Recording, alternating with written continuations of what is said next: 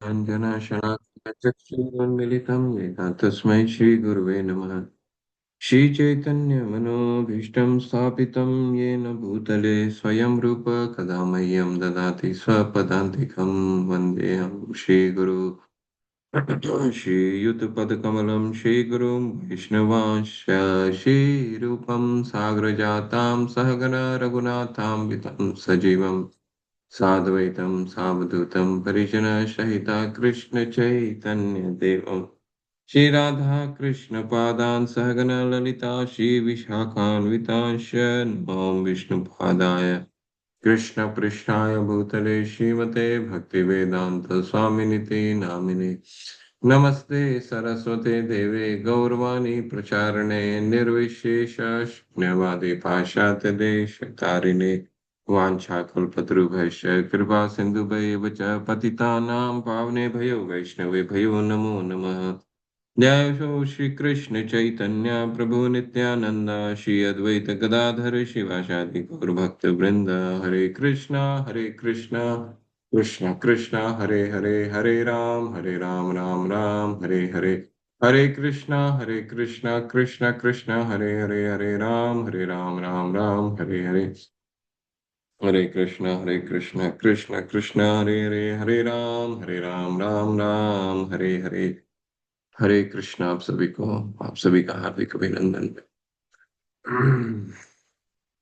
हरे अन्य कृष्ण हरे अभिलाषिता शून्यम ज्ञान कर्मा धनावृतम अनुकूलेन कृष्णानुशीलनम भक्तिरुत्तमा। जब प्रथम श्रेणी की भक्ति विकसित होती है तो व्यक्ति को सभी भौतिक इच्छाओं अद्वैतवादी दर्शन द्वारा प्राप्त ज्ञान और सकाम कर्म से रहित होना चाहिए। भक्त को निरंतर कृष्ण के अनुकूल सेवा करनी चाहिए जैसा कि कृष्ण चाहते हैं।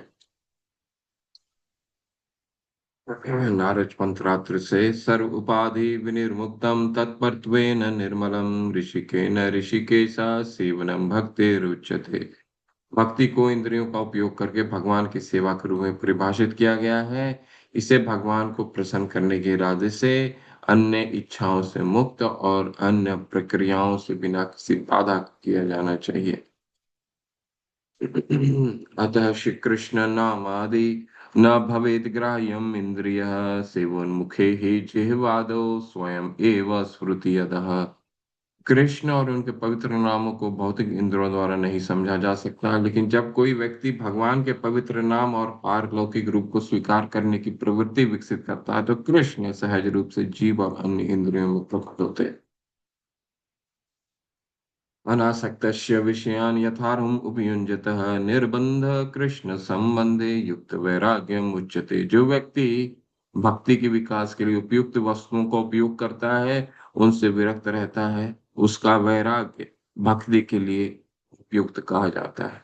वस्तुओं को लगातार कृष्ण से संबंधित होना चाहिए। हरे कृष्णा कृष्णा कृष्णा हरे हरे हरे राम राम राम हरे हरे हरे कृष्णा कृष्ण कृष्णा हरे हरे राम राम राम हरे हरे कृष्णा कृष्ण कृष्णा हरे हरे राम राम राम हरे हरे हरे कृष्णा कृष्ण कृष्ण हरे हरे राम राम राम हरे हरे।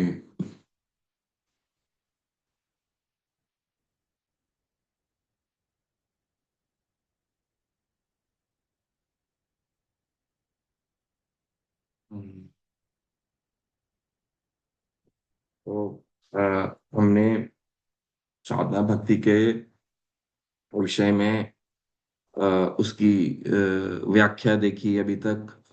फिर साधना भक्ति की क्या चरित्र है वो देखा हमने। भक्ति की पात्रता को देखी हमने। भक्ति की स्वतंत्रता के बारे में हमने जाना। ठीक है।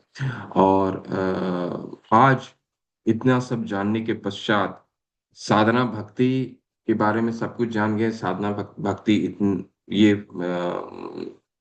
हमारे कलेशों का नाश करता है, जीवन में शुभ लक्षण लेकर के आता है। इस भक्ति की पात्रता सुदुर्लभ है, इसको पाना बहुत कठिन है। ठीक है। और मोक्ष को भी लघु कर देता है जब ये साधना भक्ति प्रेम और भाव, जब रति उत्पन्न करता है, रति के बाद भाव और प्रेम के स्तर पे जाता है, तो ये फिर ये भक्ति मोक्ष को भी, मुक्ति को भी लघु बना देती है। और जब प्रेम और भाव के स्तर पे, भाव प्रेम के स्तर पे जाता है, तो यही साधना भक्ति जिससे हम भक्ति की शुरुआत करते हैं, ये भगवान की प्रेमा भक्ति में आगाढ़, यानी कि हमारा सांद्रानंद विशेषात्मा हमारे हमारी प्रेम को बहुत ही गाढ़ी कर देती है। और इसके पश्चात क्या श्री कृष्ण भगवान भी इससे आकर्षित होते हैं। तो साधना भक्ति इन सभी की, ये हम अभी तक तो जान चुके हैं, साधना भक्ति जो भक्ति की शुरुआती स्तर है, वही स्तर से गुजर कर करके हम भगवान की प्रेमा भक्ति की प्राप्ति कर सकते हैं, भगवान की प्रीति प्राप्त कर सकते हैं, जीवन का उद्देश्य प्राप्त कर सकते हैं। अब तक तो हमने ये सब समझ लिए, पर ये करना कैसे है साधना भक्ति, ये अब यहाँ से शुरू होगा आपका। अभी तक हमने सारी उसकी पूर्ववर्ती जितनी व्याख्या है साधना भक्ति के विषय में हमने जान लिया। अब साधना भक्ति करना कैसा है, और छठा से लेकर के 15वां अध्याय तक केवल और केवल इसको करना कैसे है और क्यों ऐसे करना है, शास्त्रों में क्या कहा गया है, इसके विषय में जानेंगे, जिसको कहा जाता है भक्ति के अंग। भक्ति के अंग, तो अंग का मतलब मैं समझा देता हूं, इसके बाद फिर हम आगे बढ़ेंगे। ठीक है। भक्ति का अंग का क्या मतलब है, जैसे हमारा शरीर है, अब शरीर में जैसे हमारे ये हाथ हैं, ये हमारे अंग हो गए। और क्या अंग हो गए, ये हमारे उंगली, अंग के जो अंग हैं वो भी हमारे शरीर का अंग है। ठीक है। तो शरीर का मुख्य अंग भी है, और जो मुख्य अंग के उपविभाग हैं, जो वो उपविभाग भी भक्ति का, वो भी हमारा शरीर का अंग है। जैसे ये उंगली हो गई शरीर का, मेरा मुख्य अंग क्या है, मुख्य अंग हाथ है। ठीक है। अब हाथ के अंग क्या है, ये उंगलियां हैं। उंगलियां के अंग क्या है, ये नाखून है। तो ये सब क्या हो गए, भक्ति के ये शरीर का हमारा ये अंग भी हो गया, और ये हाथ भी हो गए, ये उंगलियां भी हो गई, और इसमें जो नाखून है उपविभाग, तो वो भी हो गया। ठीक है। तो ये हो गया शरीर का अंग। अब इसी को हम इस उदाहरण के साथ हम इस इस अध्याय को शुरू करते हैं, जिसको कहा जाता है भक्ति कैसे की जाए, श्रील प्रभुपाद समझाएंगे, फिर हम थोड़ा प्रेजेंटेशन भी पढ़ेंगे। ठीक है। आज जिनको पढ़ना है पढ़िए, बहुत ही आज इतना महत्वपूर्ण अध्याय होने वाला। अभी तक तो हमने इंट्रोडक्शन देखा था, एक एक व्यक्ति, एक एक भक्त हमारे जो भी हैं जुड़े हुए हैं, बहुत ध्यान पूर्वक सुनिएगा। और इन खासकर जो अभी पहले 10 आने वाले अंग हैं, उसके बयान में बहुत ही ध्यान पूर्वक सुनिएगा। मैं पूछूंगा भी, और किसी को अगर ना आया तो डांट भी लगाऊंगा। ठीक है, क्योंकि यहीं से भक्ति शुरू होती है। ठीक है, चलिए पढ़िए, शुरू करिए। कौन पढ़ना चाहते हैं? हम्म, अनुकंपा माता पढ़ें। हरे कृष्ण। हरे कृष्ण प्रभु जी, प्रणाम प्रभु जी। शुरू करिए। श्रील रूप गोस्वामी बतलाते हैं कि उनके ज्येष्ठ भ्राता सनातन गोस्वामी ने वैष्णवों के मार्गदर्शन के लिए हरि भक्ति विलास का संग्रह किया है, जिसमें उन्होंने वैष्णवों द्वारा पालन किए जाने वाले अनेकानेक विधि विधानों का उल्लेख किया है। इनमें से कुछ अत्यंत महत्वपूर्ण एवं प्रमुख हैं, जिनका उल्लेख श्रील रूप गोस्वामी हम सबों के लाभ के लिए अब करने जा रहे हैं। इस कथन का भाव यह है कि श्रील रूप गोस्वामी केवल मूलभूत सिद्धांतों का उल्लेख करना चाहते हैं, उनके विस्तार में नहीं जाना चाहते। उदाहरणार्थ, एक मूलभूत सिद्धांत यह है कि मनुष्य को कोई गुरु स्वीकार करना चाहिए, किंतु वह अपने गुरु के आदेशों का किस तरह पालन करता है, यह उसका विस्तार माना जाता है। यथा यदि कोई अपने गुरु के आदेश का पालन करता है और यह आदेश अन्य किसी गुरु के आदेशों से भिन्न है, तो इसे विस्तृत सूचना कहा जाएगा। लेकिन गुरु स्वीकार करने का मूलभूत सिद्धांत सर्वत्र अच्छा है, भले ही विस्तार पृथक पृथक हो। श्रील रूप गोस्वामी यहाँ विस्तार में न जाकर हमारे समक्ष केवल सिद्धांत प्रस्तुत करना चाहते हैं। वे हरे कृष्ण। मूलभूत सिद्धांत। हरे हरे कृष्ण कृष्ण। माता। तो ये समझा देता हूँ, फिर आगे बढ़ेंगे। तो ये जो भक्ति के अंग जिसका हम अध्ययन करने जा रहे हैं, साधना भक्ति, जो अभी तक हमने उसकी प्रवृत्ति साधना भक्ति के इंट्रोडक्शन यानी पूर्वावलोकन हमने देखा कि वो किस तरह फायदेमंद है, उसको क्यों करना चाहिए, उसकी क्या पात्रता है, कौन कर सकता है। और अब देखना है, अब हम ये देखने वाले हैं कि कैसे करना है। ठीक है। छठा अध्याय बहुत महत्वपूर्ण है। तो वो अभी 64 विधि बताएंगे रूप गोस्वामी पाद। ये 64 विधि उनके ज्येष्ठ भाई, जो बड़े भाई थे सनातन गोस्वामी महाराज सनातन गोस्वामी प्रभुपाद के द्वारा लिखित हरि भक्ति विलास में बहुत विस्तार से सनातन गोस्वामी ने लिखा है इसके विषय में। तो रूप गोस्वामी पाद हमारे जो हम प्रैक्टिस में ला सकते हैं, उनको भी मालूम है क्या हम प्रैक्टिस कर सकते हैं, क्या प्रैक्टिस नहीं कर सकते। ठीक है। तो जो मुख्य हम जिसको व्यवहार में अपना ला सकते हैं, उन विधियों को वो लेकर के आए हैं। ठीक है। उसमें कुछ करणीय है, कुछ निषेध है।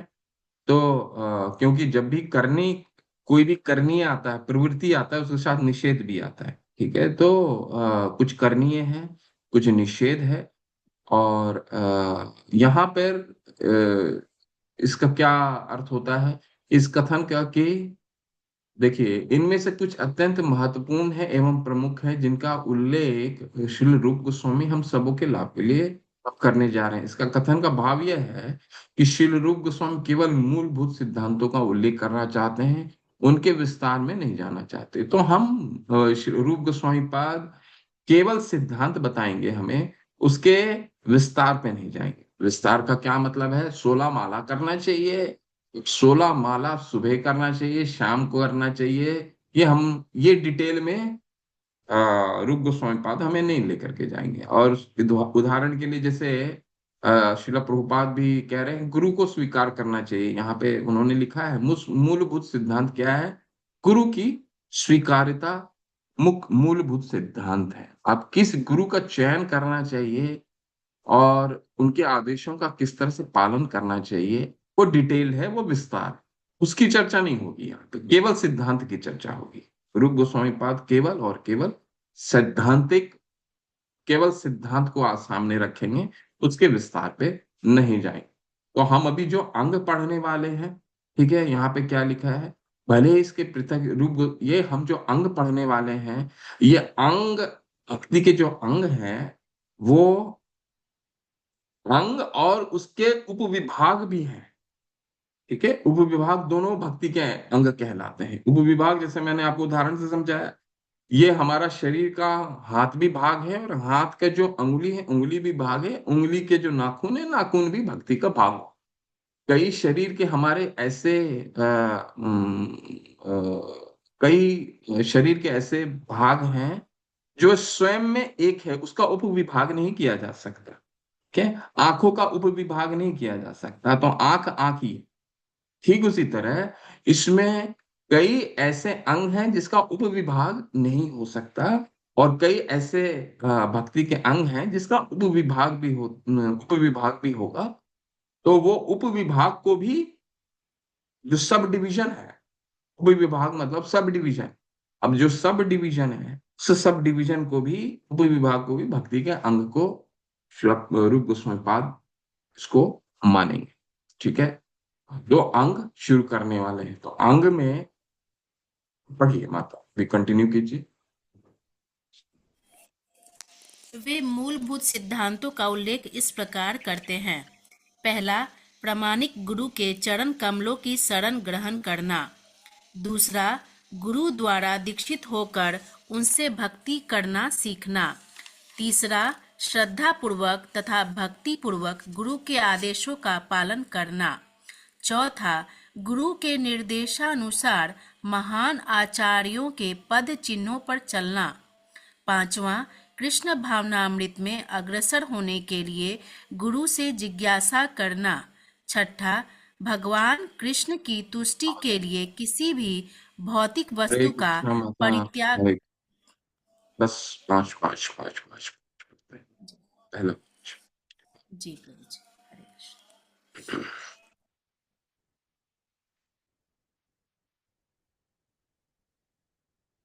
अंग शुरू हो गए हैं। ठीक है, तो इसको मैं विस्तार फिर से सारांश में बता देता हूँ। ठीक है, क्या है रूप जो अंग अभी हमने पढ़ने वाले हैं वो क्या है? हरि भक्ति विलास, उनके बड़े भाई द्वारा लिखित सनातन गोस्वामी में विस्तार से कुछ मुख्य उपदेश लेकर के हमारे पास आ रहे हैं। वो 64 अंग हैं। इसमें भाग और उपविभाग दोनों कंसिडर किया गया है, दोनों लिया गया है। ठीक है, प्राथमिक जो प्राइमरी है वो 20 होंगे। ठीक है, जिसकी चर्चा भी हम करें 20। उसमें से भी 10 क्या है? करणीय है और निवृत्ति, 10 निषेध है। किन चीजों को करना है और करते वक्त किन चीजों को हमें ध्यान रख के उनको नहीं भी करना है, क्योंकि कोई भी चीज करनी है आती है, 16 माला करना है तो उनके साथ 4 निषेध भी आती है, 4 नियम भी आती हैं। व्यभिचारिणी नहीं होनी चाहिए, नशा पान नहीं होना चाहिए, मांस भक्षण नहीं होना चाहिए, और किसी तरह का जुआ यार अत्यधिक अप्रत्याशित मुनाफे के प्रति नहीं जाना चाहिए, ये निषेध हो गया है।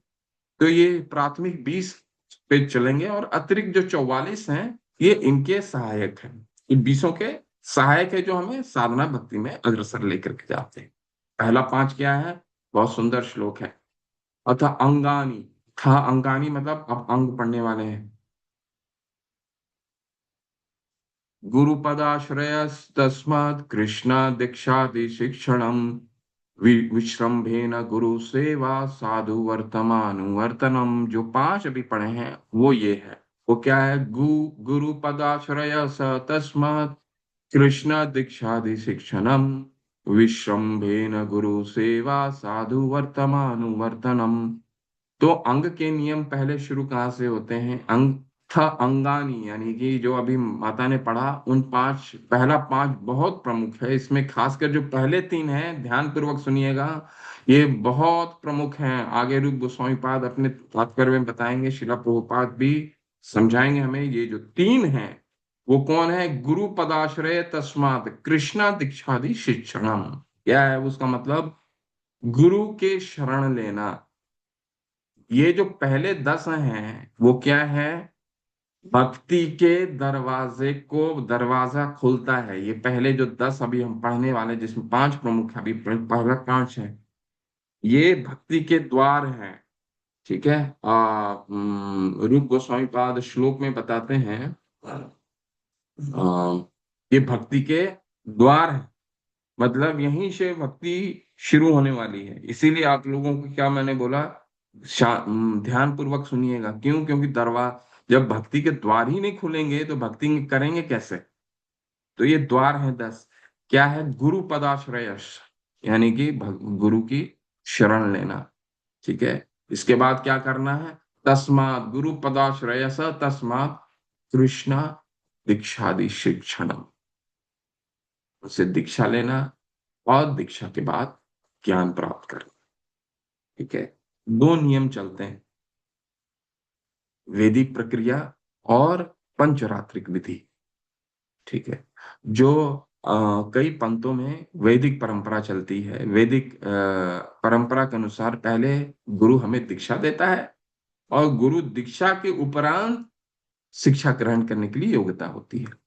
ठीक है, ये वैदिक प्रणाली है। वैदिक प्रणाली का क्या मतलब?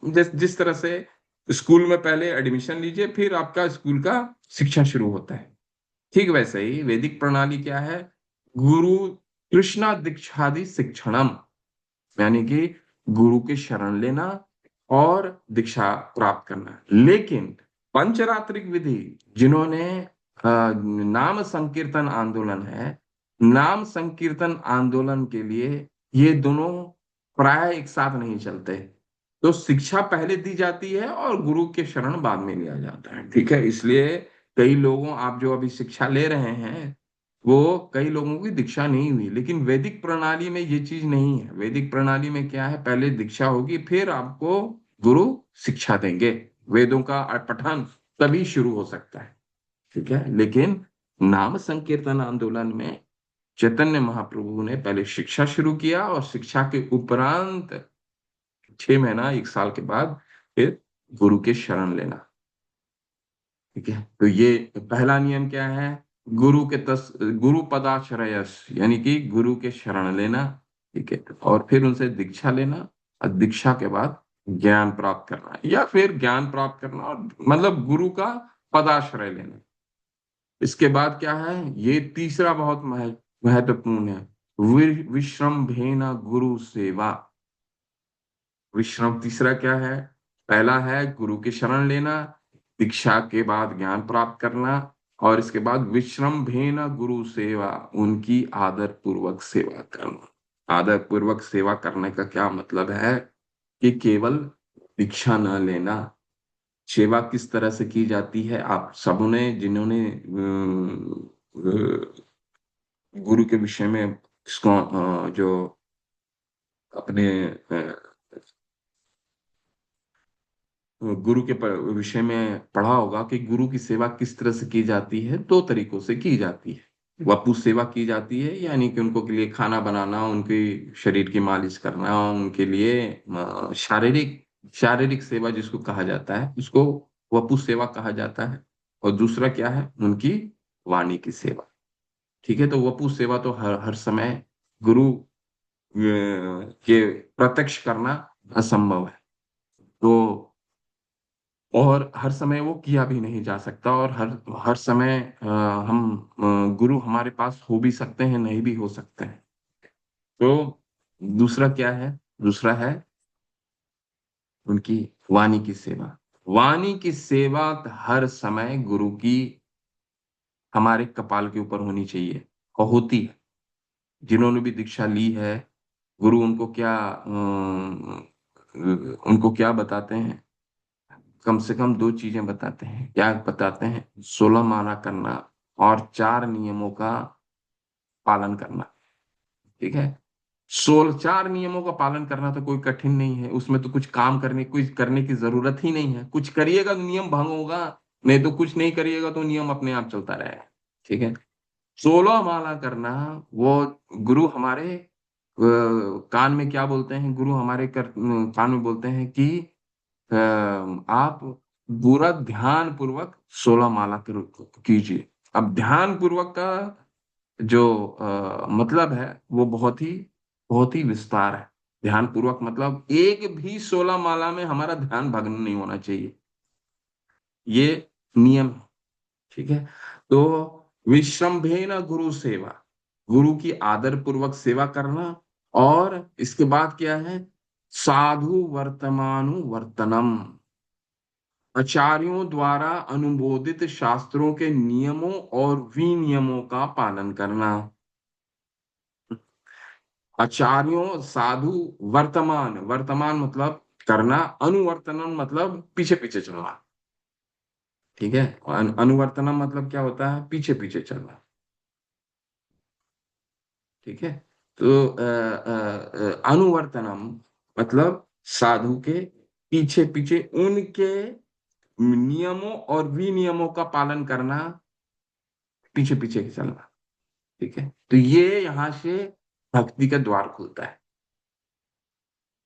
ठीक है, नियमों का और विनियमों का पालन करने का क्या मतलब, हमारे गुरु क्या मंगल आरती दर्शन आरती में ही आपसे प्रश्न है, क्या हमारे गुरु दर्शन आरती में मंगल आरती 8 बजे मंगल आरती होती है क्या? प्रश्न है, कोई भी उत्तर दे सकते हैं, खुला है। क्या गुरु हमारे मंगल आरती हमारे जितने भी गुरु वर्ग हैं, मंगल आरती क्या 8 बजे करते हैं या 7 बजे करते हैं, कैसे कब करते हैं, कब करते हैं बताएं। हरे कृष्ण प्रभु जी, दंडवत प्रणाम। बोलिए, हरे कृष्णा। कब 7 बजे होता है? करते हैं जी। 7 बजे करते हैं। अच्छा। जी प्रभु जी। ओके।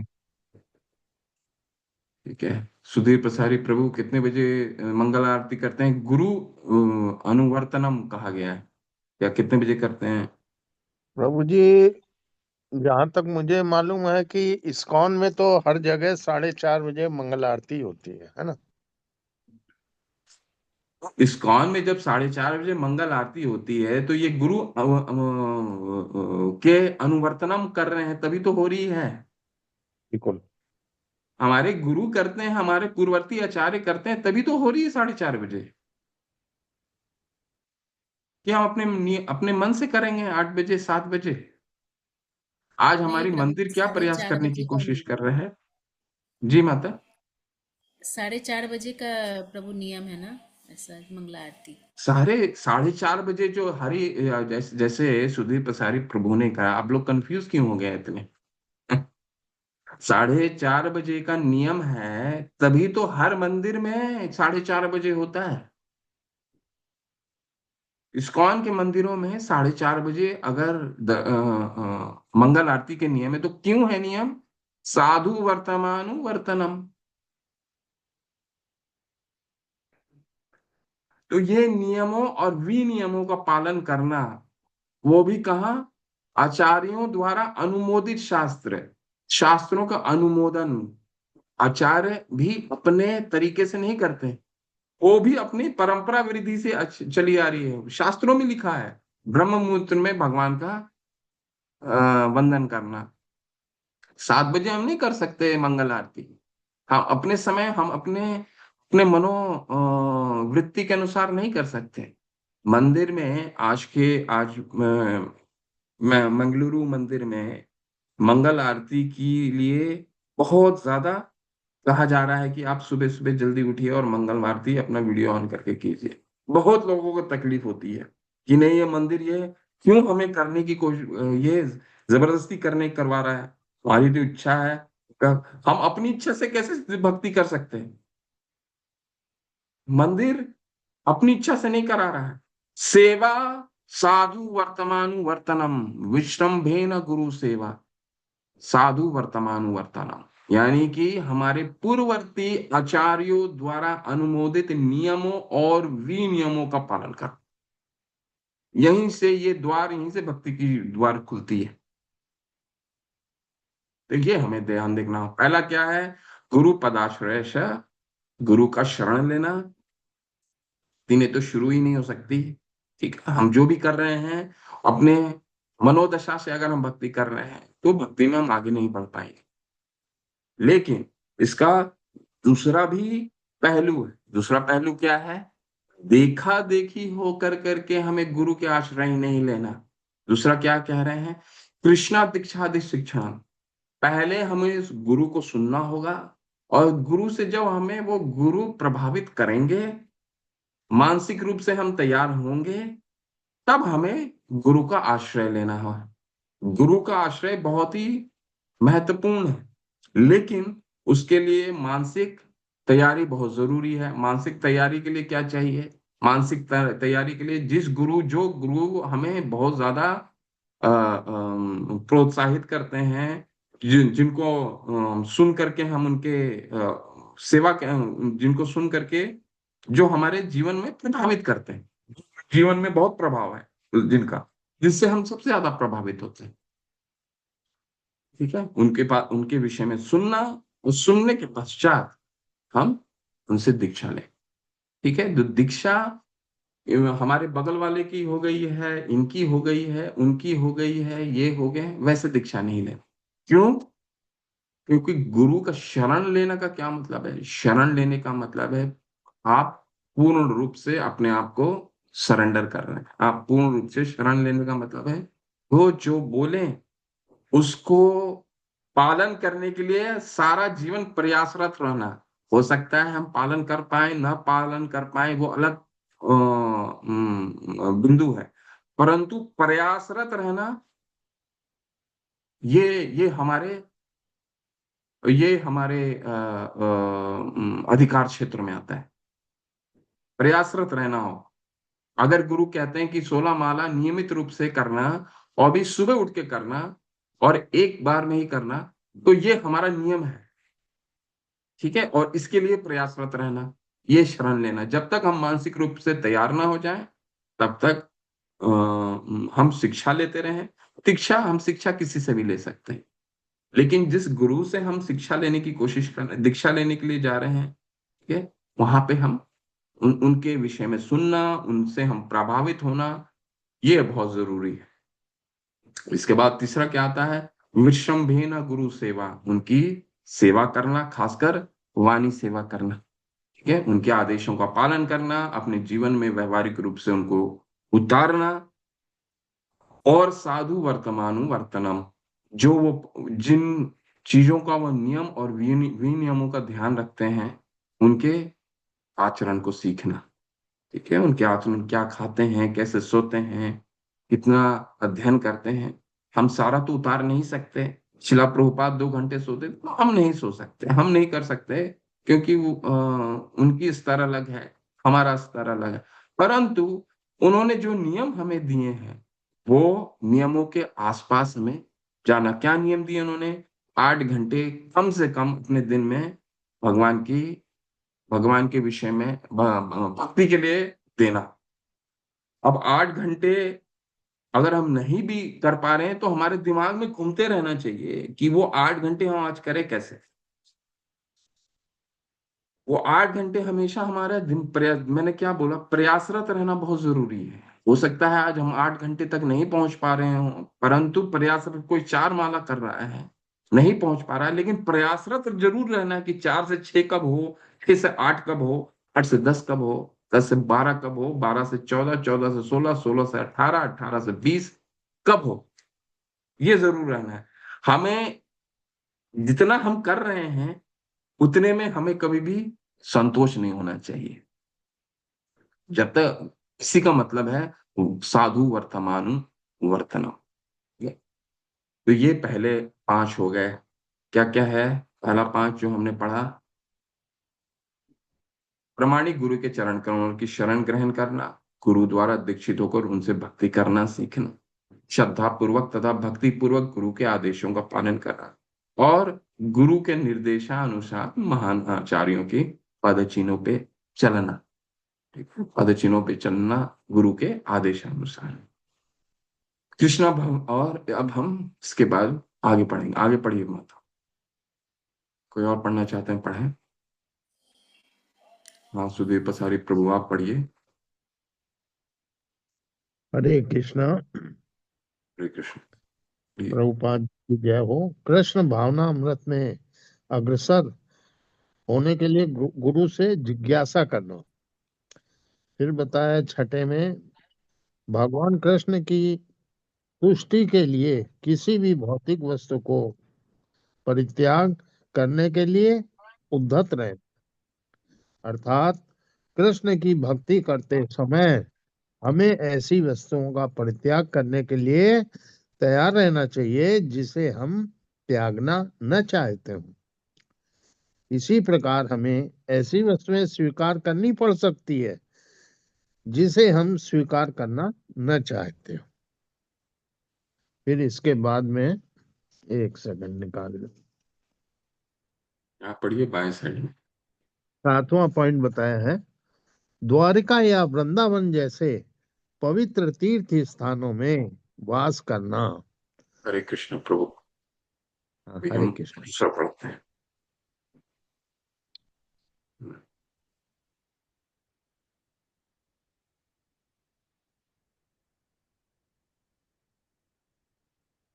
तो अभी जो पहला हमने 5 पढ़ लिया, दूसरा क्या है? सद्धर्म पृच्छा भोगादि त्याग कृष्ण से हेतवे निवासो द्वारकादौ च गद गंगादेर अपि सन्निधौ।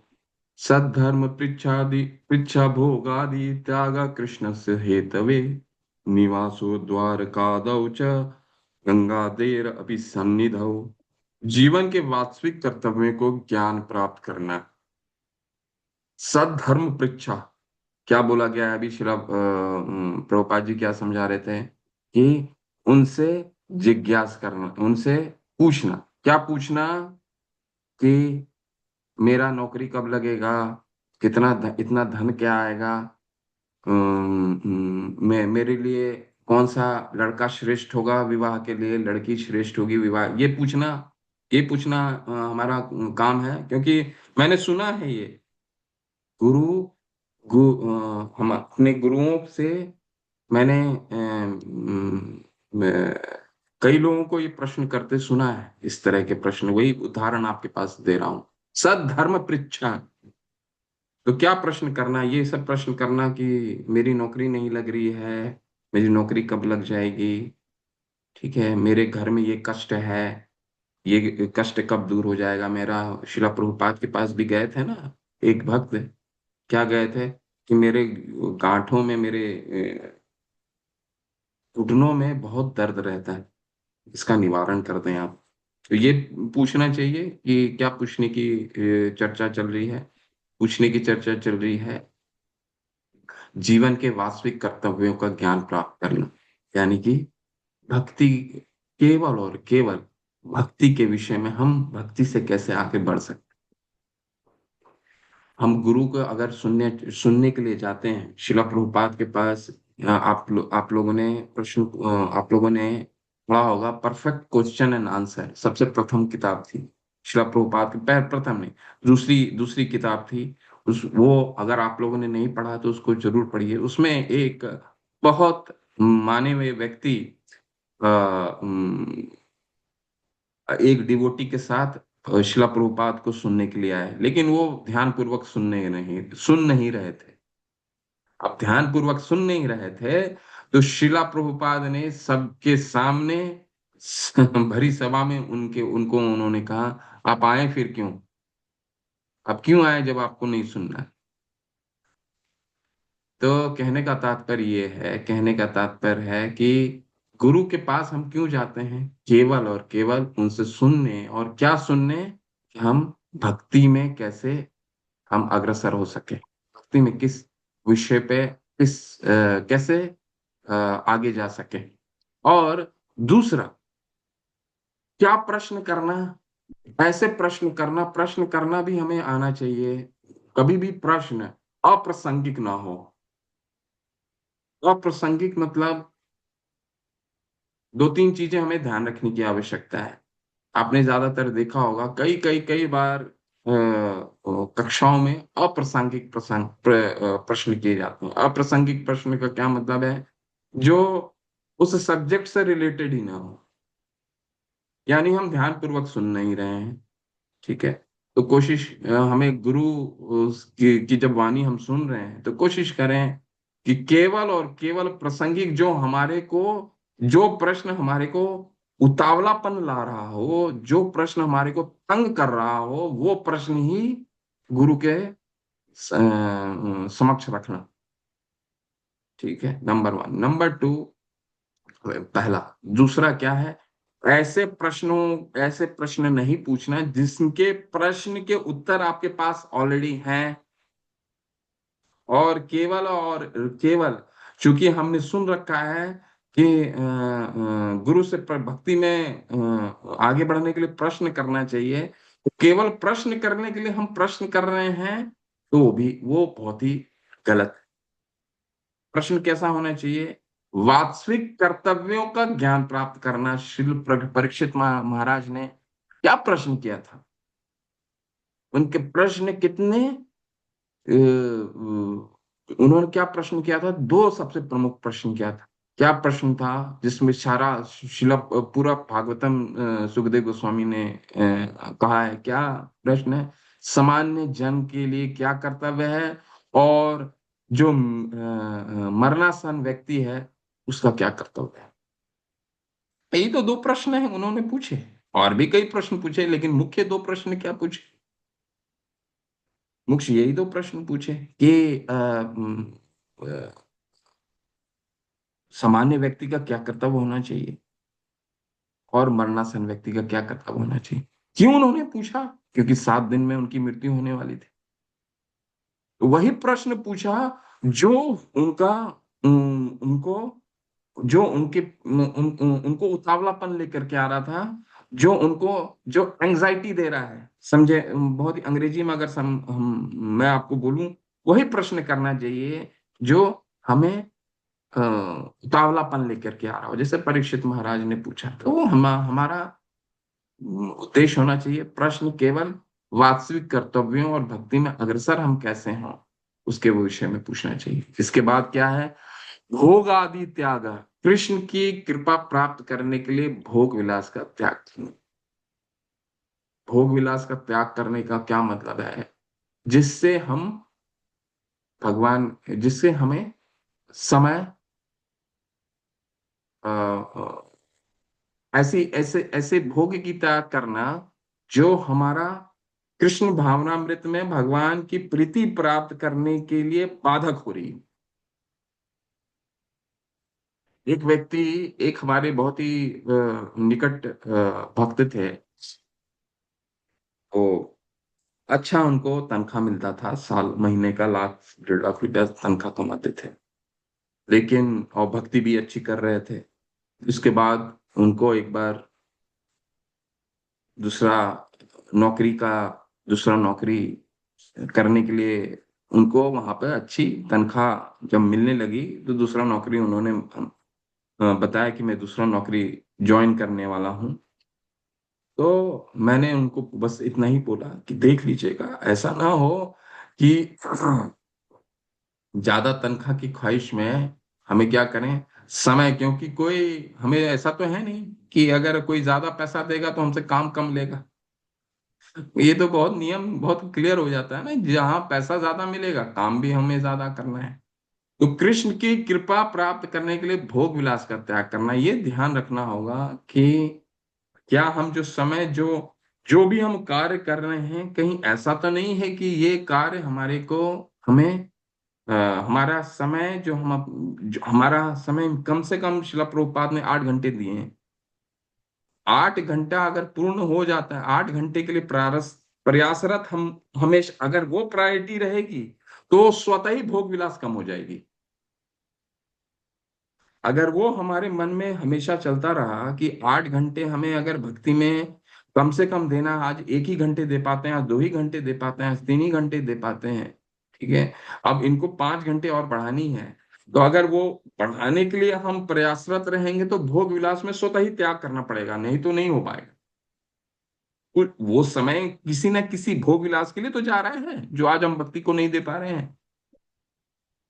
अब उन भोग विलासों को त्याग करना, वो हमारा, अगर हम ये प्रयासरत रहें कि 8 घंटे पहुंचना है हमें, वो स्वतः ही धीरे धीरे ये सब चीजें होंगी।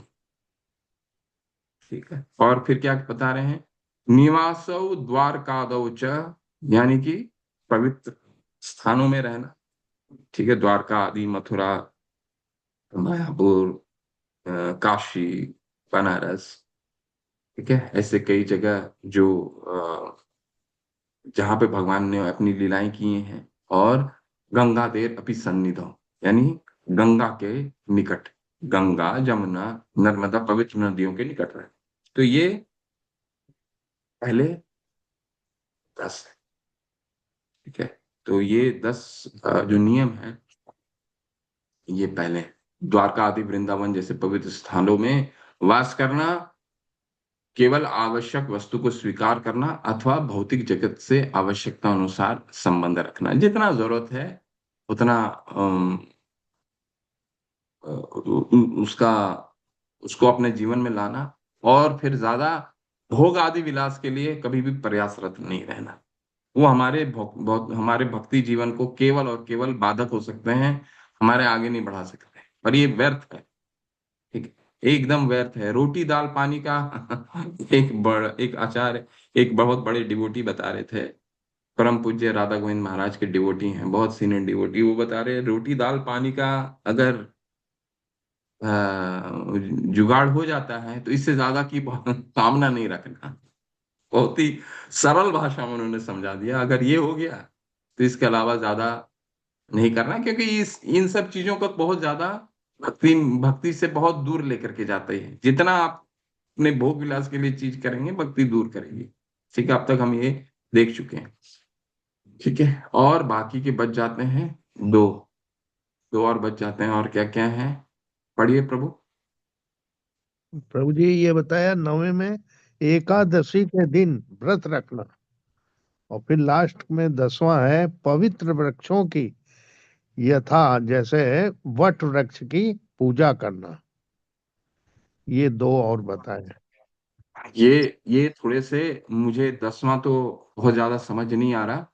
क्यों जी। हो इसका इस्कॉन में क्यों नहीं पालन होता है। पर परंतु मेरी समझ से ऐसा है, एकादशी का पहला तो 9वां एकादशी के दिन का व्रत रखना, तो ये कोई ऑप्शनल नहीं है। ऑप्शनल का मतलब है मेरी जब इच्छा हुई मैं एकादशी का व्रत का पालन करूं, जब इच्छा नहीं हुई एकादशी व्रत का पालन ना करूं, ऐसा नहीं है। एकादशी का व्रत का पालन करना, आचार्य बता रहे हैं, ये गेटवे है, ये द्वार खोलता है। ये नियम जो है, ये कम से कम नियम है, यहीं से भक्ति शुरू होती है। एकादशी का व्रत का पालन आवश्यक है। और अंत में पवित्र वृक्षों, यानी वट वृक्ष यानी पीपल का वृक्ष, यथा पवित्र वृक्षों में कहा गया है कि आंवले का या फिर पीपल तुलसी पीपल के। महारानी, तुलसी महारानी प्रभु जी। तुलसी महारानी आज आगे आएंगे, उसमें तुलसी भी आ गया। क्यों? पवित्र वृक्षों की। इसका देखिए श्लोक मैं बताता हूँ क्या श्लोक है। यहाँ पे बहुत रूप शिला रूप देखिए श्लोक मैं बताता हूँ, श्लोक में हम चलते हैं। शिला रूप प्रभुपाद ने हमारे लिए बहुत सरल बनाया है। लेकिन श्लोक क्या कहता है, वैवारेषु सर्वेषु यावद अर्थानुवर्तिता हरिवर्षार सम्मानो धायत्र अश्वात आदि गौरवम। क्या है? वैवा वै वैवारहेषु सर्वेषु यावद अर्थानुवर्तिता, शरीर के संबंध में केवल आवश्यक वस्तुओं को ही ग्रहण करना। ठीक है, जो जितना जरूरत है उतना ही लेकर के आना। इसके अलावा ये हमने इसमें भी पढ़ा है, किसमें पढ़ा है बताइए। हमने उपदेशामृत के दूसरे श्लोक में क्या पढ़ा है, अत्याहार प्रयासश्च, क्या प्रजल्पो नियम आग्रह। अत्याहार किसी चीज की अत्याहार नहीं करना, या ज्यादा खाना नहीं खाना, या अति चीजों को हम अपने घर में नहीं लाना। शरीर को जितना कपड़े चाहिए उतने कपड़े रहने चाहिए। दो पेन, एक पेन से काम चलता है, एक ही पेन होना चाहिए। ज्यादा किताब नहीं लाना, नहीं तो हम उसको पढ़ नहीं लाएंगे। अत्याहार नहीं करना, तो शरीर के संबंध में केवल वैवाहारेषु सर्वेषु आवश्यक वस्तुओं का करना, यावत अर्थानुवर्तिता जितना जरूरत हो उतना। ठीक है, हरिवर्षार वासर सम्मानो, एकादशी व्रत का पालन करना, या भगवान के जितने भी अ, अ, जितने भी त्योहार हैं, ठीक है, राधाष्टमी है, जन्माष्टमी है, अ, गंग गौर पूर्णिमा है, ठीक है, रामनवमी है, इसमें इसको इसके व्रत का पालन करना। ठीक है, ये ऑप्शनल नहीं है। ये नहीं कि आज राधाष्टमी आया और 2 दिन के बाद एकादशी। एक डिवोटी थे, वो कह रहे थे कि आज राधाष्टमी का मैं उपवास कर लेता हूँ, 2 दिन के बाद एकादशी थी। तो कह रहे राधाष्टमी का आज उपवास कर लेता हूँ, और ऐसा हो सकता है कि प्रभु मैं एक ही दिन उपवास करूं और एकादशी का मैं इस बार ना नेक्स्ट टाइम करूं। तो बोले ये ऑप्शनल नहीं है, कुछ थोड़ा बहुत खा लीजिएगा। ठीक है, फल खा लीजिए, ये खा लीजिए, कुछ खा करके भूख को शांत कर लीजिए, लेकिन ये पालन का क्या है, आवश्यक है। और क्या कह रहे हैं, अश्वत्थ आदि गौरवम, आमलक अश्वत्थ और अन्य वस्तुओं का आदर करना। आदि वहां पर शिला प्रभुपाद ने बहुत ही सरल कर दिया है। लेकिन श्लोक क्या कहती है, आमलक, आमलक यानी कि आम के वृक्ष, अश्वत्थ यानी पीपल के वृक्ष, और आदि अश्वत्थ आदि, आदि का मतलब तुलसी महारानी हो गई, और जितने आपने बताया तुलसी महारानी का करना, और अन्य वस्तुओं का आदर करना। इसमें अन्य भी है, लेकिन आमलक और अश्वत्थ भी है। अब इस्कॉन में इसका क्यों नहीं होता है, मुझे नहीं इसका आइडिया है। ये होना चाहिए। परंतु जहां तक मेरी समझ जाती है, शायद पीपल का वृक्ष हर घर में नहीं हो सकता, हर जगह नहीं हो सकता, बहुत बड़ा होता है, इसीलिए शायद इसको प्रैक्टिस में नहीं लाया जाता। और आमलक भी हर जगह नहीं हो सकता, तो इसीलिए शायद इसको व्यवहार में लाना थोड़ा सा दुष्कर है। इसलिए आदि पे हम जोड़ देते हैं, आदि यानी कि तुलसी महारानी पे। ठीक है, तो मुझे बहुत ज्यादा इसका ये नहीं है कि क्यों नहीं आमलक और अश्वत्थ की, क्योंकि ये तो है भक्ति के पहले 10 प्रमुख प्रतिपादन। ये पहले 10 बहुत महत्वपूर्ण है, तो इसको होने चाहिए। अब नहीं हो रहा है तो शायद यही कारण हो सकता है। ठीक है, तो आदि आदि तो है ही, तुलसी महारानी तो है ही, लेकिन आमलक और अश्वत्थ का भी उल्लेख है। रूप गोस्वामी पाद ने उल्लेख किया है, इनकी भी आराधना होनी चाहिए। ठीक है, ओके। आगे पढ़ना है प्रभु जी। अब प्रभु आज यहीं रुकते हैं। अब मैं अगले सत्र में ये पहले 10 नियम जो हैं ध्यान पूर्वक सुन लीजिए अच्छे से। इसके बाद अगले जो 10 हैं वो विनियम है, यानी कि निषेध के बारे में चर्चा होगी। ठीक है, तो वो निषेध के बारे में अगले सत्र में चर्चा करेंगे। तो ये 10 जो है बहुत प्रमुख है। तो हाँ, दोबारा हम इसको रिपीट कर लेते हैं, क्या क्या है। प्रामाणिक गुरु के चरण कमल की शरण ग्रहण करना, गुरु द्वारा दीक्षित होकर के उनसे भक्ति करना सीखना, श्रद्धा पूर्वक तथा भक्ति पूर्वक गुरु के आदेशों का पालन करना, गुरु के निर्देशानुसार महान आचार्यों के पद चिन्हों पर चलना, कृष्णा भावनामृत में अग्रसर होने के लिए गुरु से जिज्ञासा करना, भगवान कृष्ण के तुष्टि के लिए किसी भी भौतिक वस्तु को परित्याग करने के लिए उद्धृत रहना, हमेशा उद्धृत रहना। अर्थात कृष्ण की भक्ति करते समय हमें ऐसी कोई वस्तु जो हमारे को भक्ति में बाधक हो रहा हो, उसको बिल्कुल त्याग दीजिए, बिल्कुल त्याग दीजिए। कोई जरूरत नहीं है उन सब चीजों की, क्योंकि अगर वो बाधक है तो अनावश्यक चीज है। बहुत ही सरल है, ये हमारा अपना विवेक से कार्य करना होगा। विवेक का बहुत कार्य है। ठीक है, तो विवेक क्या जरूरत है इसके, उतना ही चाहिए। द्वारका या वृंदावन जैसे पवित्र स्थलों में वास करना, अगर नहीं वास कर सकते हैं तो इस्कॉन के मंदिर, जितने मंदिर है उसके आसपास रहना। ठीक है, और अभी धामों का यात्रा के विषय में चर्चा नहीं है, बाद में आएगा। ये वास करना, आसपास रहना। ठीक है, केवल आवश्यक वस्तुओं को स्वीकार करना तथा भौतिक जगत के आवश्यकता अनुसार संबंध रखना। जितना जरूरत है उतना संबंध रखना है। अन्य ऐसे लोगों के पास नहीं जाना जहां हमारा समय खराब होता हो। ठीक है, कई बार लोग कहते हैं ना कि ना वो शादी, वो समाज में, वो शादी में जाना बहुत आवश्यक है क्योंकि समाज में रहना तो जान करना होगा ना। ऐसा ऐसा लोग बोलते हैं, लेकिन वो समझना हमारा, वो हमारी विवेक से कार्य करनी है। वो शादी और विवाह में जाना कितना जरूरी है, ये हमारा, हमें विवेक, वो समय का बर्बादी है या नहीं है, ये हमारा विवेक पे निर्भर करता है। ठीक है, तो ऐसे आवश्यकता, क्योंकि वो समय का बर्बादी ही है।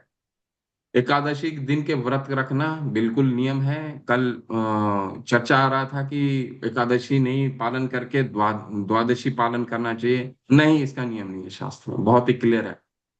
ठीक है, एकादशी व्रत का रखना यानी कि ये गेटवे टू भक्ति यहीं से शुरू होती है। एकादशी का व्रत का पालन करना का दूसरा कोई विकल्प नहीं है। केवल एकादशी व्रत का पालन के बारे में चर्चा की गई है, और भगवान के दूसरे त्योहारों के बारे में। लेकिन यहाँ एकादशी व्रत, पवित्र वृक्षों या वट वृक्ष की पूजा करना।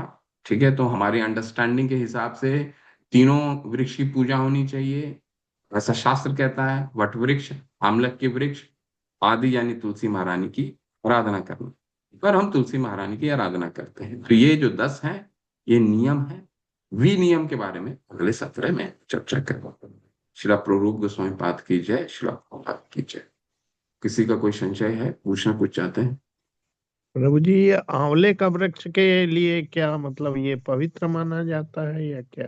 बिल्कुल पवित्र माता भाई। रूप गोस्वामी पाद जब सनातन गोस्वामी महाराज के जो शास्त्रों से लिख कर आ रहे हैं, तो उसका अपना महत्व है, बिल्कुल महत्व है। मैं वही बताया ना कि मुझे समझ नहीं आ रहा कि इस्कॉन में इसको क्यों फॉलो नहीं किया जाता है, जबकि रूप गोस्वामी ने क्या लिखा है कि आंवलक वृक्ष, पीपल के वृक्ष और आदि यानी तुलसी महारानी हो गई, सबका करना। लेकिन हो सकता है कि हर घर में इसको नहीं किया जाता है, वह इसको नहीं उगाया जा सकता हो, या पीपल के वृक्ष बहुत बड़े होते हैं तो हर जगह पाना भी मुश्किल हो, तो शायद प्रैक्टिस में लाना दिक्कत है, इसीलिए हम नहीं प्रैक्टिस करते हैं। पर है तो पवित्र और इनका आराधना होनी चाहिए, ऐसा रूप गोस्वामी पाद तो बता ही रहे हैं। बिल्कुल।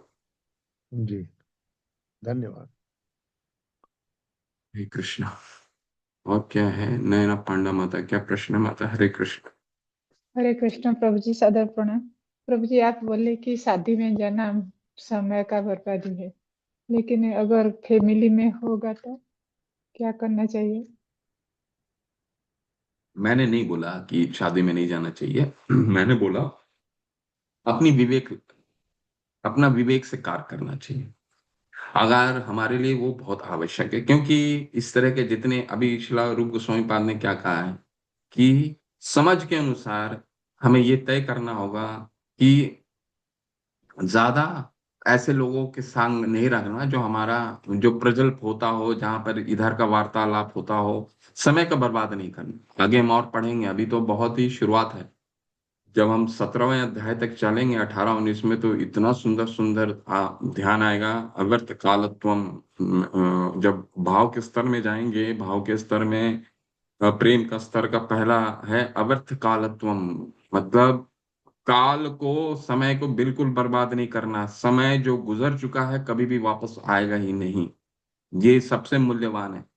तो ये हमारी विवेक होनी चाहिए कि अगर हमारे लिए बहुत जरूरी है तो जाएं, नहीं जरूरी है तो अगर अवॉइड कर सकते हैं अवॉइड कीजिए। तो विवेक तो यही कहता है, विवेक का इस्तेमाल करना है उसमें, मेरा अपना या फिर कोई आपको ये नहीं कहेगा कि नहीं जाइए। अपनी विवेक लगानी है और विवेक के साथ आगे बढ़ना है। ठीक है। ठीक है जी। हरे कृष्ण प्रभु जी, धन्यवाद हरे प्रभु। कृष्ण। और कोई प्रश्न है? दीपक शर्मा प्रभु, हरे कृष्ण, क्या प्रश्न है? प्रभु जी दंडवत प्रणाम। प्रभु मैं जी, प्रभु। आम का वृक्ष के पास बोले ना प्रभु जी? आमलक, आमलक, आंवला या पीपल। जी जी प्रभु जी, आम। हरे कृष्ण जी। हरे। चैट में क्या प्रश्न है? कुछ चैट में प्रश्न है? और क्या करना? कोई प्रश्न? अनुकंपा माता, क्या प्रश्न है? हरे कृष्ण प्रभु जी। प्रभु जी, ये हरे कृष्ण। विश्रम्भेन गुरु जो आपने वर्ड बोले ना, वो मतलब उसको थोड़ा सा एक बार और समझा दीजिए। और ये श्लोक कहाँ से है प्रभु जी? भक्ति रसामृत सिंधु के श्लोक है। अरे, मैं अच्छा भक्ति रसामृत सिंधु के श्लोक का ही आपको बताता हूँ। जो भक्ति जी। रसामृत सिंधु के लिए क्या है, देखिए। गुरु पदाश्रय यस। तस्मात् कृष्ण दीक्षादि शिक्षणम विश्रम्भेन गुरु सेवा। विश्रम्भेन गुरु सेवा मतलब गुरु की आदर। विश्रम्भेन, विश्रम्भेन का मतलब होता है कि जब हम शरण लेते हैं तो मानसिक और हृदय से हमें शरण लेना। विश्रम्भेन का मतलब है गुरु की आदर पूर्वक सेवा करना, यानी कि मानसिक और हृदय दोनों से सेवा करना। ठीक है। जब तक हम सरेंडर बिल्कुल नहीं करते हैं, देखिए हमसे होगा नहीं होगा वो बात का बात, हमें करना क्या है, कम से कम उनके उनके बातों को ग्रहण करना और ये सोचना कि उसको जीवन में लागू कैसे करें। हो सकता है तत्कालीन लागू नहीं हो पा रहा हो, परंतु प्रयासरत जरूर रहना, इसका मतलब होता है सरेंडर। ठीक है। और इसी का मतलब है विश्रम्भेन गुरु सेवा, गुरु की आदर पूर्वक सेवा। आदर पूर्वक मतलब जो उन्होंने कह दिया है उसके लिए हमें सारा जीवन प्रयासरत रहना पड़ेगा। गुरु तो हमें इंडिविजुअली, राधानाथ, परम पूज्य राधानाथ स्वामी, राधानाथ महाराज कहते हैं कि मेरे मेरे इंस्ट्रक्शन जो हैं वो मेरे लेक्चर में ही है, मेरे उपदेशों में ही है, उनसे ही ग्रहण कर करके हमें आगे बढ़ना होगा। ऐसा नहीं है कि हमें इंडिविजुअली हर एक डिवोटी, सबके इतने इतने डिवोटी हैं तो इनको इंडिविजुअली आके तो गुरु कोई निर्देश देंगे नहीं। तो निर्देश हमें कहाँ से लेना पड़ेगा? इनके लेक्चर तो बड़ा कृष्णा दीक्षा, देखिए बहुत गुई हैं ये सब चीजें हैं। हम ऊपर ऊपर से हो सकता है पढ़ के चले जाते हो। कृष्णा दीक्षादि शिक्षणम, उनसे दीक्षा लेना, उनसे शिक्षा लेना, निरंतर रोजाना उनसे सुनना, उनके इंस्ट्रक्शंस को सुनना, उनके लेक्चर्स को सुनना, ये हमारा काम होना चाहिए। और इंस्ट्रक्शंस, क्योंकि हमारे गुरु जो हैं वो अपने लेक्चरों के माध्यम से हमें इंस्ट्रक्शन देते हैं। अब हर एक डिवोटी के पास तो जा करके वो इंस्ट्रक्शन नहीं दे सकता, या हमारा भी ऐसा नहीं हो सकता कि हम अपने गुरु महाराज के पास हर हमेशा हमें मिलने का मौका मिले, बहुत मुश्किल होता है, नहीं मिल पाते हैं।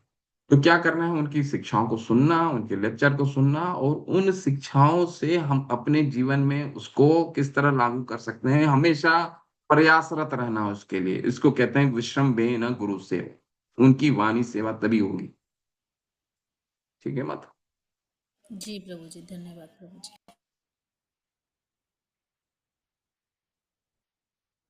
ठीक है, और क्या है चंद्र चतुर्वेदी माता, क्या प्रश्न है? हरे कृष्णा। प्रणाम गुरुदेव जी। मेरा प्रणाम। प्रश्न है कि शिक्षा दीक्षा में क्या अंतर है, जो अभी आपने कहा ना शिक्षा लेके। शिक्षा गुरु कोई भी हो सकते हैं जिनसे हम शिक्षा लेते हैं। शिक्षा कई हो सकते हैं। और दीक्षा है जो हमें हरिनाम मंत्र देते हैं। ठीक है। तो ये फर्क होता है गुरु जो दीक्षा और शिक्षा गुरु का फर्क ये है कि शिक्षा हम किसी से भी ले सकते हैं। हम भगवान के विषय में किसी से भी सुन सकते हैं, जिससे हमें अच्छा लगता हो उससे सुन सकते हैं। दीक्षा का क्या मतलब है कि दीक्षा का मतलब है जिनसे हम जो हमें हरिनाम देता हो। ठीक है, दीक्षा का मतलब है जो हमें हरिनाम, इसका बहुत बड़ी परिभाषा में आगे आएंगे माता, बहुत ही विस्तार में इस पे भी चर्चा होगी। परंतु मैं आपको बहुत ही मोटा मोटा मैंने बता दिया। शिक्षा का मतलब है किसी से भी हम पढ़ सकते हैं, पढ़ने के लिए कोई बाध्य नहीं है। दीक्षा किसी एक से ही ले सकते हैं। ठीक है। तो दीक्षा लेने का अर्थ है कि वो हमें हरि नाम देते हैं, और उनका क्या काम है, वो हमें परंपरा से जोड़ते हैं। केवल शिक्षा के माध्यम हम आज सुन रहे हैं, कोई लेक्चर सुन रहे हैं, इसका मतलब ये थोड़ी है कि हम परंपरा से जुड़े हैं। से आपको अच्छा आज यहाँ लग रहा है, कल हो सकता है कोई और संप्रदाय के कि गुरु भी अच्छे बताते हो। ऐसा तो नहीं कि केवल यहाँ पे अच्छे हैं। 4 संप्रदाय हैं और बोनाफाइड इंस्टीट्यूशन है, वहां भी अच्छे गुरु वर्ग हैं, तो वहां भी अच्छा लगता है, वहां भी शिक्षा ले सकते हैं। आप शिक्षा तो कहीं भी ले सकते हैं, परंतु दीक्षा जहां से आप प्रभावित हो वो आपको हरिनाम देते हैं और परंपरा से जोड़ते हैं। जो हमारी परंपरा है उस परंपरा से शिला प्रभुपाद और हमारे जो गुरु वर्ग हैं उनके परंपरा से जोड़ते हैं। ये दीक्षा का मतलब है। ठीक है। थैंक यू महाराज। और क्या है नवीनता की प्रभु? हरे कृष्ण, क्या प्रश्न है प्रभु? हरे कृष्णा प्रभु जी। हरे कृष्ण। धन्यवाद प्रभु, प्रभु जी, बताइए। मेरा प्रश्न नहीं है, मैं थोड़ा सा ना कुछ बताना चाह रहा था कि जो आप अभी मतलब चर्चा चल रही थी कि अपना पीपल के जो वृक्ष होते हैं या वट वृक्ष होते हैं उनको हम लगा नहीं पाते हैं, जैसे कि उसमें सर वो अपना प्रभु जी अपना जो साइंटिफिक रीजन है वो ये एक आता है कि जो पीपल और जो वट वृक्ष होते हैं ना वो आप उनको मतलब बो नहीं सकते, खुद आप बीज डाल के नहीं उगा सकते उनको आप। उसमें एक सबसे बड़ा कारण तो ये है कि जो वट वृक्ष और जो अपने पीपल के जो वृक्ष होते हैं उसमें जो अपने पक्षी जो होते हैं ना वो जब खाते हैं उनके फलों को तो उनके मल के द्वारा जो बीज निकलता है ना प्रभु जी, उस बीज से ही वो उत्पन्न हो सकते हैं वट वृक्ष वगैरह जो अपने पीपल के जो वृक्ष होते हैं। और दूसरा कारण ये है कि घर में इसलिए नहीं लगाते हैं क्योंकि वो बहुत ज़्यादा बड़े होते हैं, उनकी जड़ें जो है वो बहुत ज़्यादा फैलती है नीचे, और उसकी वजह से जो है वो जो है घरों की नींव को हिला सकते हैं। तो इस वजह से दूसरा कारण ये है, पहला कारण तो बोया ही नहीं जा सकता, वो खुद ही स्वतः ही उत्पन्न होते हैं अपने आप ही, मतलब वो अपने आप ही उगते हैं, वो जहाँ भी उगेंगे। जैसे कोई भी पक्षी कहीं भी कहीं मल त्यागता है अपना तो वो वहाँ कहीं भी पहाड़ों पे पत्थरों पे कहीं भी वो उग सकते हैं, कहीं भी हो जाते हैं पीपल के वृक्ष, कहीं भी आ सकते हैं वो। तो ये इनका मेन जो साइंटिफिक रीजन है वो ये है बस। इसलिए इनको लगाना इतना आसान नहीं है, क्योंकि सरकारें भी नहीं लगा पाती वृक्ष वगैरह। आप देख रहे होगे कहीं भी किसी पार्क वगैरह में कहीं भी नहीं बोया जाता, क्योंकि अगर इतना होता तो सरकारें तो हर जगह लगा सकती थी, हर मतलब हाईवे के हर किनारे पे आपको पीपल का वृक्ष मिलता, क्योंकि वो तो बहुत ही लाभदायक होता है। तो उसको बोना जो है ना वो मतलब आप अपने हाथों से नहीं बो सकते, इसका मेन साइंटिफिक रीजन भी है। इस वजह ये शायद इस फोन में भी शायद यही वजह होती है कि वो वहाँ पे नहीं होते हैं। तो जहाँ पे हैं वो पुराने ही हैं, हमने अपने आसपास के मंदिरों में भी देखा था, वो पुराने ही वृक्ष चलते आ रहे हैं, कोई नया आज तक कोई बोया नहीं गया है, ना वो बोया जा सकता है। तो ये है कहानी इसका। जी प्रभु, ये यही यही हमारी भी यही समझ है कि शायद इसको व्यवहारिक करना मुश्किल है, परंतु एक पॉइंट बहुत महत्वपूर्ण है। वो क्या है? हमने इंट्रोडक्शन में क्या पढ़ा था नवीन प्रभु? इंट्रोडक्शन में वो पढ़ा था कि रूप गोस्वामी पाद कई शिक्षाओं में से कुछ जो हमें व्यवहारिक रूप से करने हैं वही लेकर के आए हैं। ऐसा नहीं है कि सारे उन्होंने डाल दिए सनातन गोस्वामी अपने बड़े भाई हरि भक्ति विलास से उन्होंने केवल और केवल 64 उठाए हैं। वो तो बहुत ही विस्तार है, और 64 वही उठाए हैं जो हमें करने हैं। तो रूप गोस्वामी पाद ऐसे कोई चीज नहीं लेकर के आएंगे जो हमें जो हम कर नहीं सकते हो, हमें नहीं करना चाहिए। उन्होंने पहले ही फिल्टर कर दिया है, तभी ये 64 आए हैं यहाँ पे। ठीक है, तो ये आपकी बात बिल्कुल मैं मानता हूँ, और मेरी अंडरस्टैंडिंग भी यही है कि व्यवहारिक रूप से ये इसको प्रैक्टिस में लाना बहुत मुश्किल है यार। इनका वृक्षारोपण करना हर जगह शायद मुश्किल है, इसीलिए इसको प्रैक्टिस में नहीं लाया जाता। परंतु रूप गोस्वामी पाद ने जब इसको कंपल्शन किया है तो कोई ना कोई कारण से जरूर किया है, क्योंकि उन्होंने तो केवल 64 लेकर के आए हरि भक्ति विलास से। सारे के सारे उन्होंने नहीं लाए, जो हमें करने हैं वही लेकर के आए। तो ये दोनों चीजें साथ में मैं किसी और से भी पूछ, शायद आपका कारण बिल्कुल सही है, मैं उस पे मेरा भी यही अंडरस्टैंडिंग है। परंतु ये चीजें वो कर रही हैं कि हम लोग और उसको क्यों नहीं। ठीक है, क्योंकि अगर रूप गोस्वामी पाद ने बोला है और वो भी फिल्टर करके लेकर के आ रहे हैं तो जरूर इसका कारण है। 500 वर्ष पहले भी ये उतना ही मुश्किल होगा हर जगह रोपण करना जो आज है। पीपल का वृक्ष रूप गोस्वामी पाद कितना साल पहले आया था? 500 वर्ष पहले थे। समय भी वही दिक्कत होगी जो आज है, जो आप कह रहे हैं, परंतु उन्होंने लाया है तो इसका मतलब कुछ है जरूर। ठीक है, एनीवे, चलिए। और किसी का कोई प्रश्न है क्या? अच्छा, आपके और भी प्रश्न है कुछ? प्रभु जी एक चीज पूछना था कि पहले आपने एक चार्ट जैसा दिखाया था जिसमें प्राथमिक 20 और प्रवृत्ति निवृत्ति ऐसा, तो ये क्या था? कुछ समझ में नहीं आया प्रभु जी। हाँ, इसको मैं समराइज करूंगा।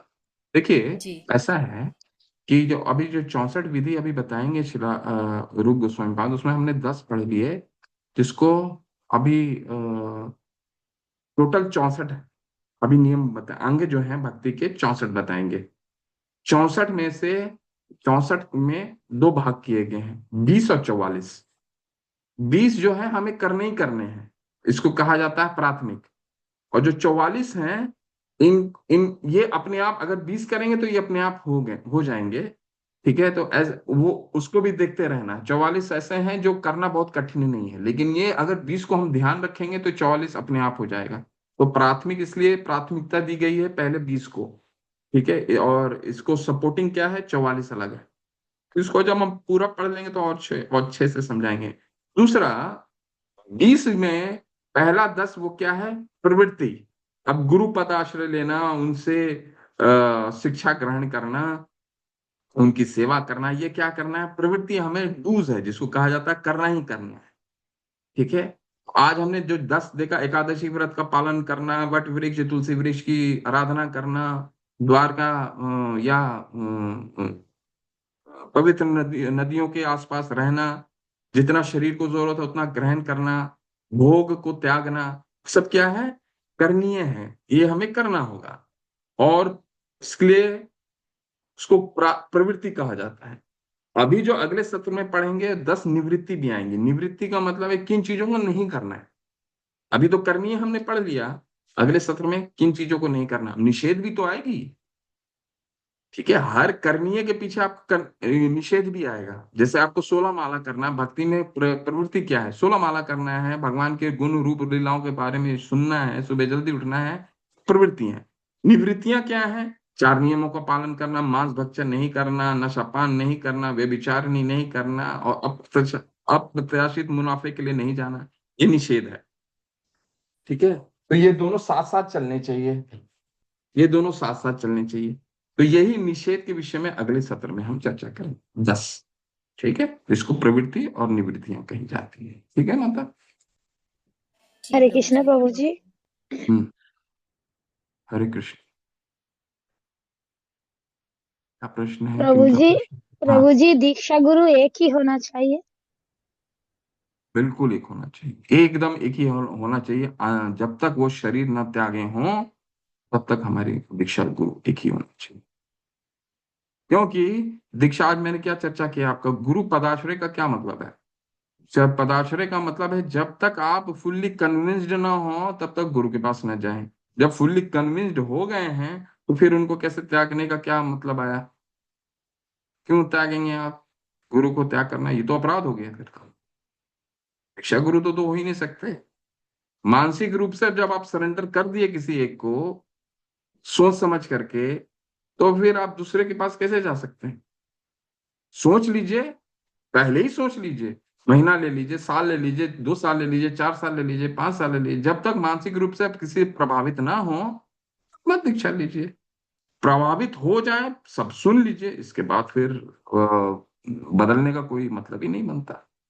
दो कारणों से बदला जा सकता है। जब हम डिसाइपल इस्कॉन डिसाइपल कोर्स करते हैं तो इसके बारे में विस्तार से चर्चा आती है।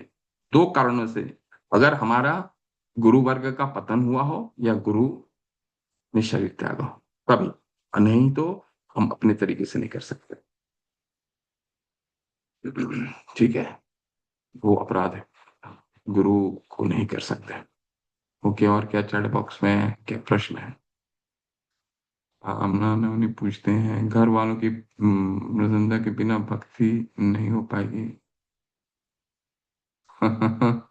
माता कह रही हैं कि मोबाइल छीन लेंगे। हरि मंत्र, हरे कृष्ण मंत्र करते रहिए, भगवान अपनी रास्ता खुद निकालते हैं। ये हर घर में दिक्कत है माता, लेकिन हर घर में सब तरीका निकल जाता है। आप बस माला माला मत छोड़ते रहिए, माला करते रहिए, बढ़ाते रहिए।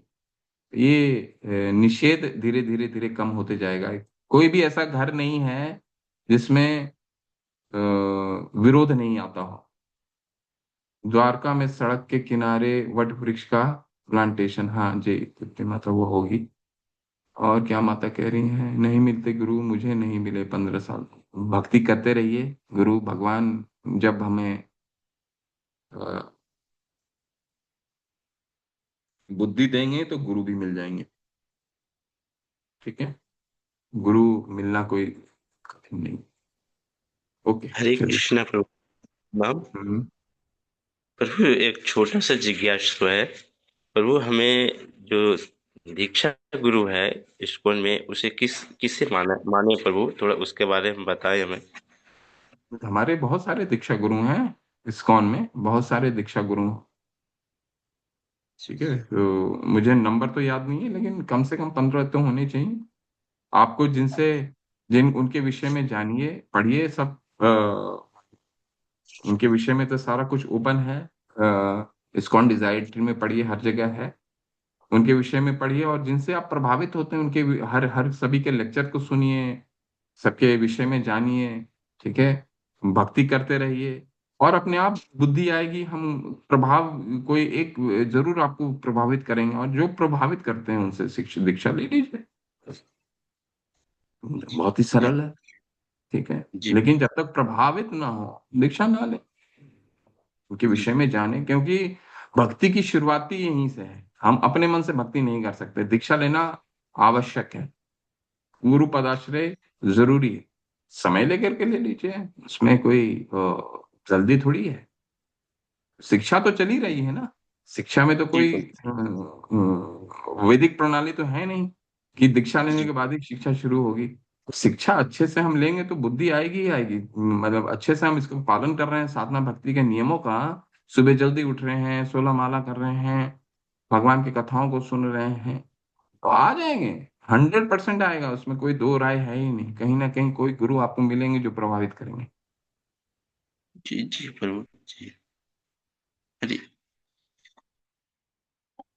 हरे कृष्ण प्रभु जी। अन्य संप्रदाय के गुरु से किसी का अगर दीक्षा हो जाए और वो इस्कॉन के साथ जुड़ सकते हैं, पढ़ सकते हैं, या यहाँ?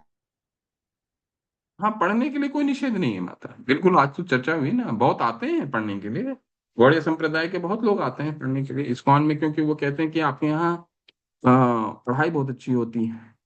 पढ़ने के लिए तो कोई निषेध नहीं है, पढ़ तो सकते ही हैं। जो वही तो मैंने आज आप बताया ना, आपको जहां प्रभाव हो रहा है आपका, आप कीजिए, दीक्षा उनसे ले लीजिए, गुरु से, जो प्रभावित करते हो। लेकिन शिक्षा लेने के लिए कोई बाध्य नहीं है, आप शिक्षा ले सकते हैं। ठीक है। जी प्रभु। वाञ्छाकल्पतरुभ्यश्च कृपा सिन्धुभ्येव च पतितानां पावनेभ्यो वैष्णवेभ्यो नमो नमः। अनंत कोटि वैष्णव वृंद की जय, श्री प्रभुपाद की जय, नमाचार्य श्री हरिदास ठाकुर की जय, अनंत कोटि वैष्णव वृंद की जय। निताई गौर प्रेमानंदे हरि हरि बोल। हरे कृष्ण। आप सभी को